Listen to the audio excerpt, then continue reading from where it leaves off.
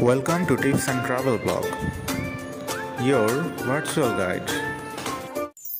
নলি নিহারি তো অনেক খেয়েছেন, এবার খাওয়াবো আপনাদের নলি হালিম। চলুন জেনে নেওয়া যাক নলি হালিম কোথায় পাবেন।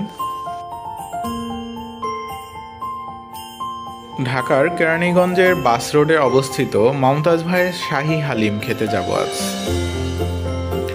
কেউ কেউ শুধু হালিম খায়, আবার কেউ কেউ হালিমের সাথে পরোটা বা নান রুটি খেয়ে থাকি।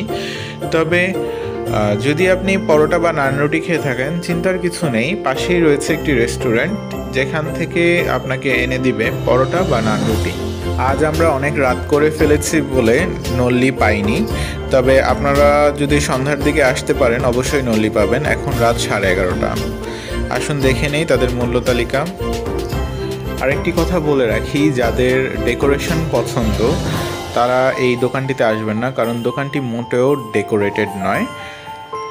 বরং যাদের খাবার পছন্দ, অর্থাৎ যারা প্রকৃত ফুড লাভার্স বা খাদ্যপ্রেমী, তারাই এখানে আসবেন, কারণ খাবার মজা। আপনাদের খাবার খেয়ে অবশ্যই ভালো লাগবে। হালিমটি ভালো, যেমন হালিমে ভরপুর মাংস পাবেন, নল্লি নিলে তো কথাই নেই। তবে নল্লি নিলে মাংস পাবেন না, আর মাংস নিলে নল্লি পাবেন না।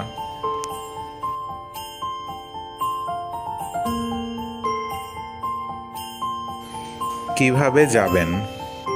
ডেসক্রিপশনে গুগল ম্যাপের লিঙ্ক তো অবশ্যই দিয়ে দিব।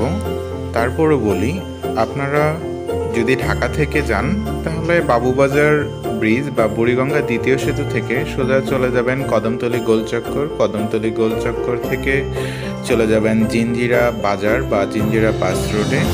জিঞ্জিরা বাজারের ঠিক অপোজিটেই পেয়ে যাবেন মমতাজ ভাইয়ের শাহি হালিম।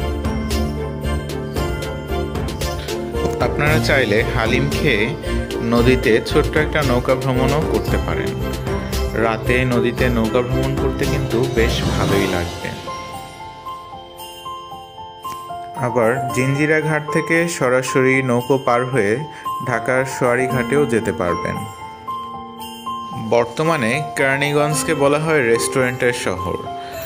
আর আপনারা যদি সারাদিন হাতে নিয়েও আসেন, কেরানীগঞ্জ ঘুরে শেষ করতে পারবেন না।